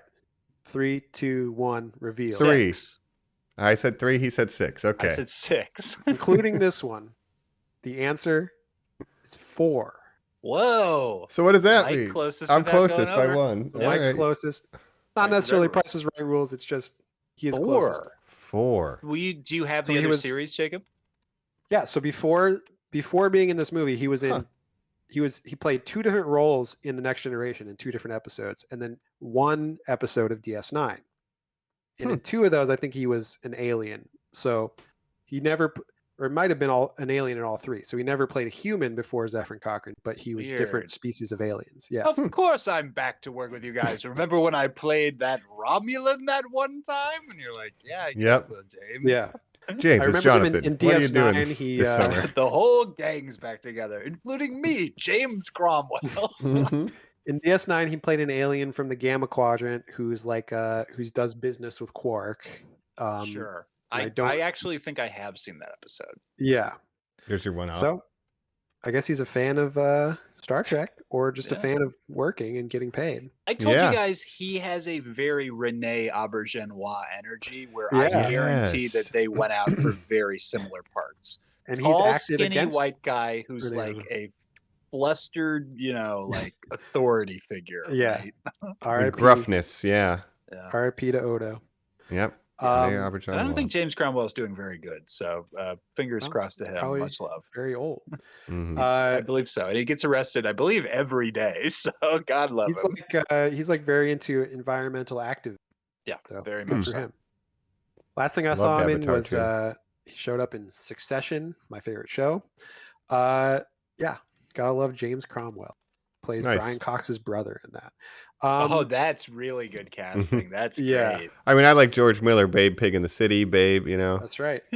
classic This was Cromwell. before Babe. That'll Babe was 98. do. So That'll this was do. 2 years before Babe. If he was Yeah. the captain, God. he'd say, that'll do, instead of make That'll it so. do. That's his thing. He should have said that'll He do in said- the... That's right. We can't take off yet. Oh wait, and he puts it in, and it's him saying that'll do. That'll Take- do. It's just a No, he just Yeah, bangs it's on just the panel and fixes it. That'll do. That'll do. Yeah. Anyway. But he's immortalized forever in Star Trek lore as Zephyr Cochrane, the inventor of the warp drive. In an Mhm. Enterprise, does he ever come back as the voice or in a video or something, Jacob? You know what? He actually does appear in audio, taken from this movie, I believe, and he also is in a picture amazing. because Oh, Archer has a cool. picture of his dad with Zephyr Cochrane, I think, in the That's pilot. really cool. Yeah. There we go. Nice. And they also mention Bozeman, Montana a lot because that's the site of First Contact. And there's a whole episode where T'Pol's grandmother, she tells a story about her grandmother who looks exactly like her, of course, Mhm. who before the official First Contact, a Vulcan ship crash landed on Earth and her grandmother had to assimilate into Ah. human society. It's called Carbon Creek. Pretty good episode. Yeah, these Wow. Vulcans had to wear little bandanas to hide their ears and Yeah. stuff and pretend to be course. farmers. And then Yep. And then one Vulcan guy really gets into humans, is like, you know what, I'm going to stay here. I think humans are pretty cool. Now, I And they're told you like- guys this film was my first exposure to kind of seeing Trek cinema, right? Now, when I saw that film and the Vulcans came out at the end, I was so excited. Star Trek to me meant people with pointy ears. Sure. I was almost positive one of them was Mr. Spock. Yeah. And like, that's watching Mr. it Spock. this time, truly, Jacob, I was like, oh, and that's right. They do like a wink and the nod. It's like Sarek. It's like his dad is Okay, like because Colin. he's an ambassador. I bet that's who the actor is. No, I the have a guy fact doesn't for- look anything like him. Yes, But I have a fact for please. you in that Please. regard. That Vulcan, which they don't say it in the movie, but according to other Star Trek lore, that Vulcan that you see in the end is named Sakral, and that is Sarek's grandfather, Spock's great grandfather. Of course. That's why Wow. he Yeah. would be ambassador. Like as a kid, that I knew that in my bones, Jake. Sure. Because it made sense lore wise. Mhm. Third generation There you go. ambassador Spock, you know? Yeah. A lot of diplomacy. Very cool. Well, great Incredible. quiz as usual. First contact. Yes. We Congrats, did Mike. it. Great quiz. Thank That's you. right. Thank you. Good Going quiz. as you. usual. Hopefully, Yeah, yeah, let's- throwing up Contact. curveballs at you. No, definitely it's always good one. fun to do those quizzes. And you know what? First Contact, it's a good movie.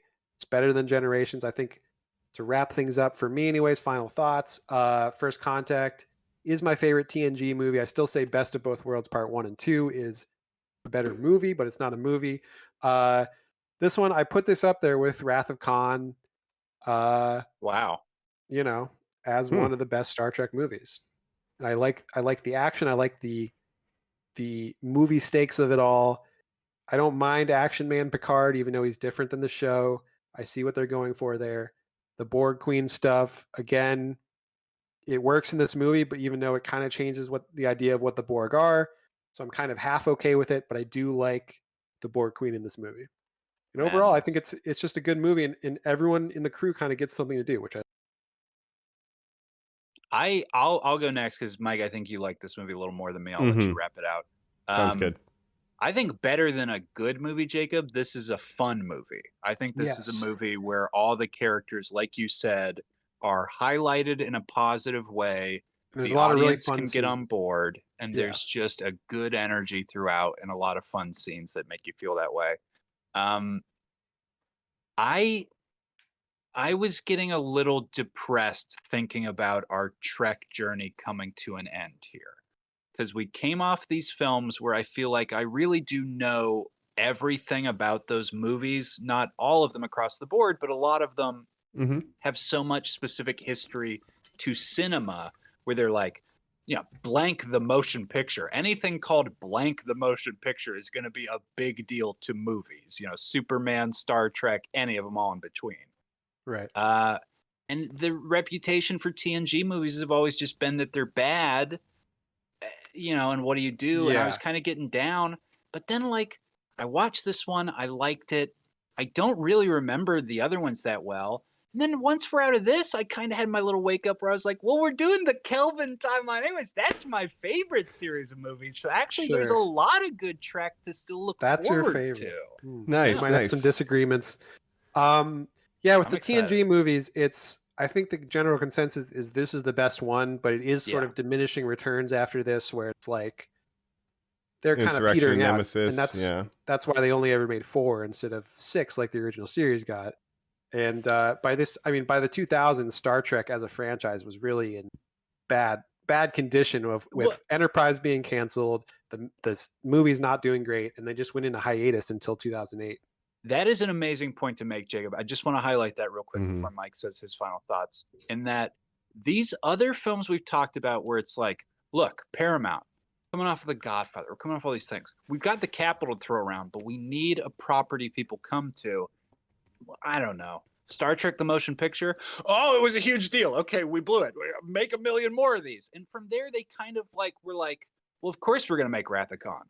Well, of course we're going to make the next one. Of course. And it just was this domino that kept falling until the end where they're like, maybe it's not guaranteed.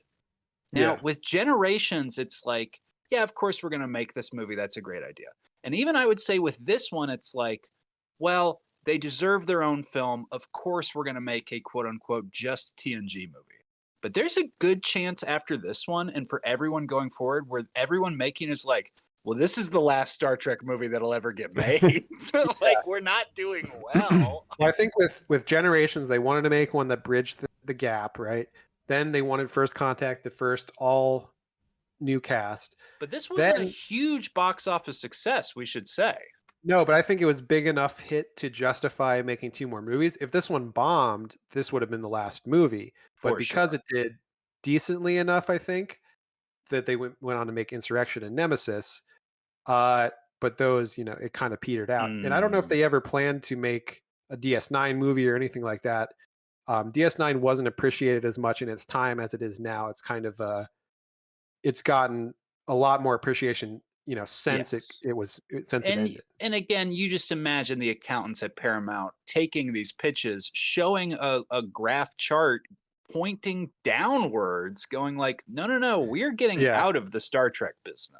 Yeah. Yeah, the late 90s to 2000s were sort of a dark time. Coming off the high of DS9, Voyager, Enterprise, then it was a dark time. Then J.J. Abrams took over. Then it was the Kelvin universe.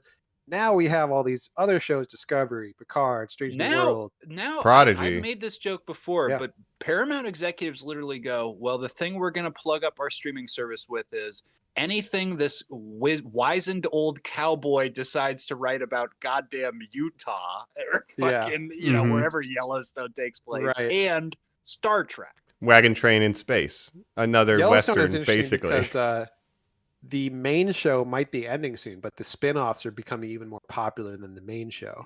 Sure. And they're just making so many of them they got Harrison Ford, Helen Mirren, But one other thing I wanted to say last, final thoughts.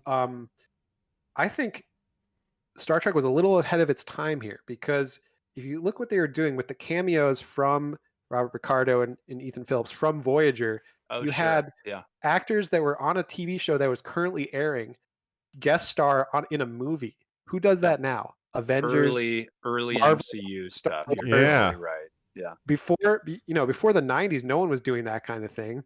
So I really think First Contact was ahead of its time in that regard, where you had currently airing TV connecting with a movie in the same universe. When was the X-Files movie?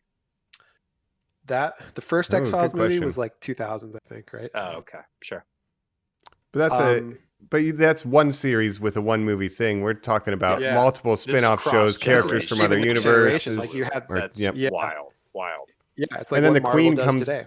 Yeah, and then Thanos shows The up Queen in shows up in Voyager yeah. finale. Yeah, like that villain from It's the like movies Agents here. of S.H.I.E.L.D., right? Yeah, it's pretty interesting. So yeah, it Good was point. ahead of its time in that way. I mean, people kind of getting tired of that kind of thing, maybe, but I like it. Yeah.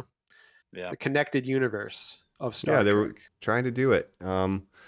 I guess for my final thoughts, a couple quick things here. I really think that the original series comes into its own through the feature films. Yes, It becomes more well-rounded. The characters are more defined. There's like depth. because the show was Right. canceled after the third season. and They didn't get the episodic time by to develop. nature. They didn't really Yeah. think to write stories like that in the TV version. So they become better, I think, with the movies. But TNG, I feel like, is still better as a TV show than it ever would be as a movie franchise. Absolutely. But if you had never seen the show, I think this would work for you as like an introduction to the Borg and this version of Picard and his trauma. And like I think it works better if you haven't seen the show, because some of the way some of the characters are, I can't think of a better word, but characterized, it's a little off what we're used to. Yes. So having no ignorance is bliss. Like, I think this would actually work a lot better for me if I had never seen the show, right? So I don't think it's a complete failure. I just think people who like the show, it's so different tonally, it's hard for them to get on board for this version of Picard or this presentation of the universe. But I don't necessarily think that's a failing of the film itself, because in a vacuum, it's pretty all right. Like, it has some pretty good scenes, some interesting character arcs and stuff, and it's definitely one of the, I put it near Khan and Search for Spock and stuff. Like, it's one of the better ones. It's in the top third of all Star Trek movies, so I'll at least give it that. But other thing I want to note is this is the only film in the TNG era to be nominated for any Oscar whatsoever. Oh wow! What? There was Effects. makeup. The gas. Oh, Makeup. the Borg And makeup, yes, of 100%. course, specifically. But all sure, the sure. other, like several of the previous ones, motion picture, 4, 6, they all were nominated for multiple awards. Some of the 2009 onward, all of those were nominated for a couple awards. But this is the only movie in its next gen era. It was nominated for even nominated. makeup, but not special effects. That's interesting. And again, it was ILM doing the effects, of course, too. But less models, more computers. So anyway, Yeah, they look so we're alright. starting to see the decline, but we'll see what we get with Insurrection and Nemesis. I'm a little scared. I am excited for the Kelvinverse, though, to revisit that. That's going to be a big tonal Yes. shift. I'm kind of fascinated because I haven't watched those since Beyond came out in theaters, and I've only seen that once. So yeah, we'll see. Yeah, I'm very excited to talk about Insurrection and Nemesis, because I do think it's all downhill from here. First Contact is the best. Having rewatched those We recently, get Dune buggies soon, though. it's going to be fun to talk about, because I really dislike Insurrection, and I can go on a whole rant about it next month, and I'm looking forward to it. And we get Tom Hardy a month after that, and then we're into the Kelvinverse. That's right. So My boy. you love to see it. Get ready.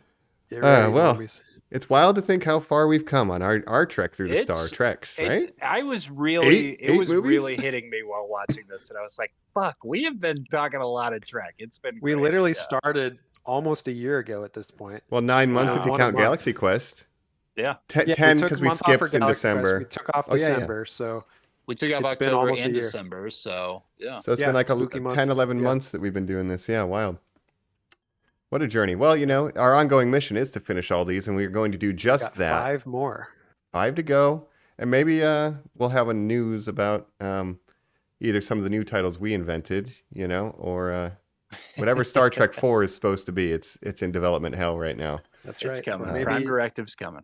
Prime the Directive. old cast of Picard name. will make a new movie. Ooh, Yeah. boy. Oh. I don't know. Again. Here's the thing. It's not like there's any lack of Star Trek for us to talk once these Nope. films are No. done. Normies, don't worry. You'll get your fill, we promise. And until And it- then, of course, hit us up at Live long and prosper. _like_us and send us that message of live long and prosper. Or if you just have any answers of any of the holes in this film where I'm like, what was going on there? Just be like, Colin, pay attention for 5 minutes. This is what it was. The obviously. literal hole in a spacesuit. The literal plot hole. I want to know. I'll say, okay, that's what the Queen Borg's plan was. Okay, I'll accept it. That's We're right. thinking three-dimensionally. worry We about it can't too much. comprehend it. Yeah, we have But human this is brain. good timing to be talking about this because obviously Picard season 3 is airing, and that's the one with all the TNG cast.